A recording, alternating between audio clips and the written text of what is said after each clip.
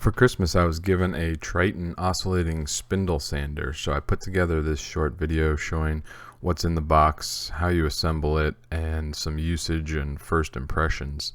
Also some tips and tricks and other thoughts that I had on the product along the way.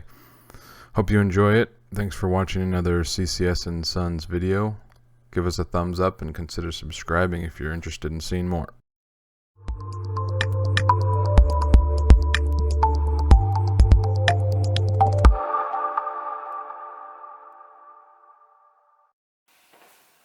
Alright, so we're going to walk through the Triton Oscillating Spindle sander, what comes in the box, how you assemble it, and some first usage and thoughts. So this is what's in the box when you open it.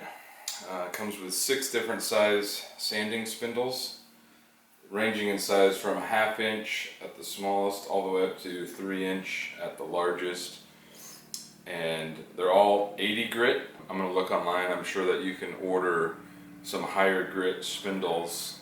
I also noticed right away that there's 6 sandpaper spindles, but only 5 of the rubber spindles that the sandpaper fits over. And that is because the very smallest spindle doesn't have a rubber sleeve. It just goes directly over the spindle itself. So don't be alarmed if you only have 5 rubber sleeves but 6 sandpaper spindles. That's the way it's supposed to be. Comes with a little wrench for tightening the spindle, and then it comes with 3 different size washers, a large one, a medium one, and a small one.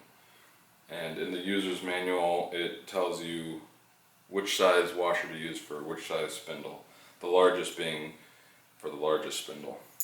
And then it also comes with these 5 different size plates, and I'll show you how these all fit together, but depending on what size spindle you're using, you use the appropriate size plate to go over the spindle on the machine, just to prevent, there being a hole as you're sanding something. I'll show you how I assembled this the first time now.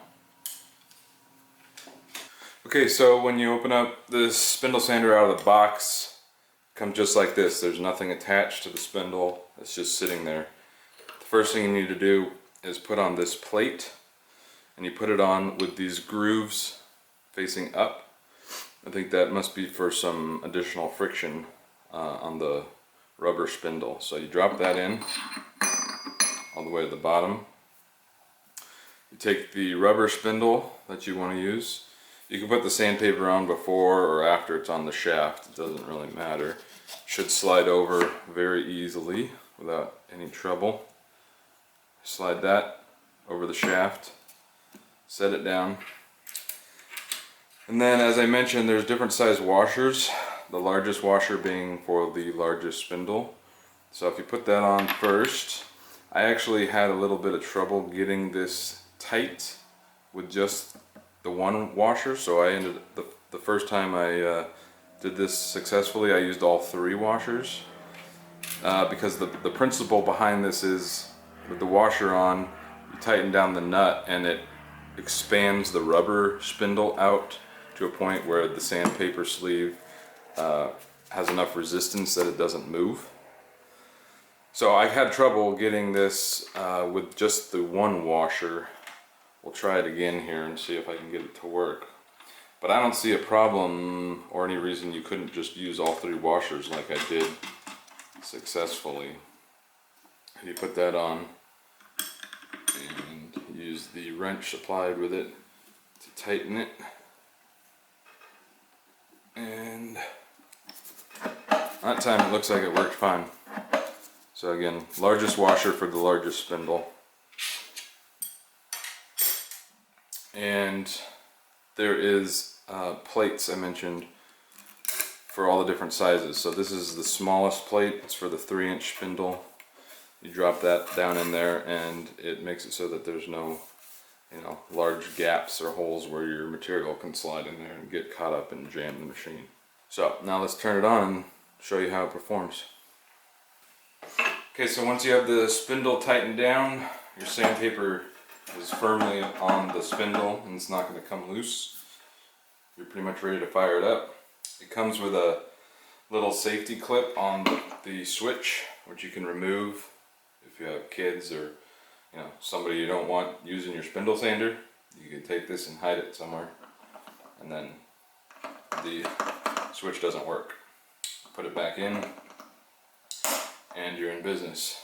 You just flip it up. There you go.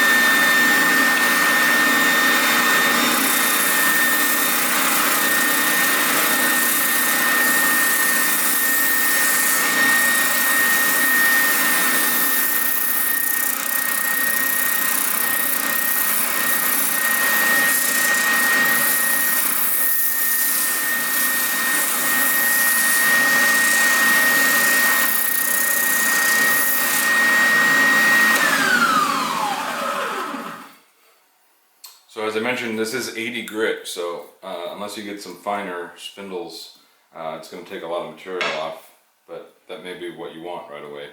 I'm going to show you the dust collection in a minute. It's built in, it's got a port in the back, and I'll show you how all these things are stored on the unit itself. So one of the things I really like is how all of the components are stored on the unit itself. You don't have to worry about putting all these pieces in a drawer or your toolbox somewhere and never being able to find them again. So on the front are all these slots for the different size plates that go around the spindles. So they store right there. I put the extra washers in one of these slots as well. You just use the little wrench that it comes with and you can slide them right out of there, because otherwise I would definitely lose those. And then on the back side,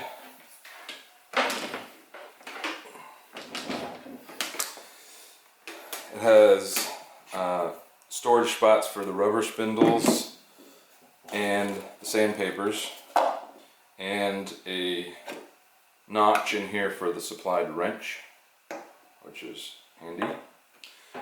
So here's the dust port that I mentioned. It's a 1.5 inch port. So I'm going to have to see if I can find an adapter, because right now all I have is 2-inch vacuum hose for my shop vac, but I'm sure there's an adapter I can easily get that'll fit to that, and that's great. It'll suck all the dust straight down the spindle out into your vacuum. There's also 4 holes in all the corners to mount this to a workbench or a rolling cart or whatever you plan to use.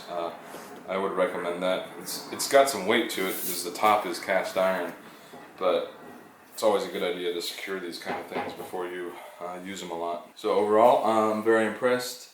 Can't wait to use it more in some projects coming up. So as always, thanks for watching. If you enjoyed this video, give it a thumbs up and consider subscribing if you want to see more in the future. Thanks for your time.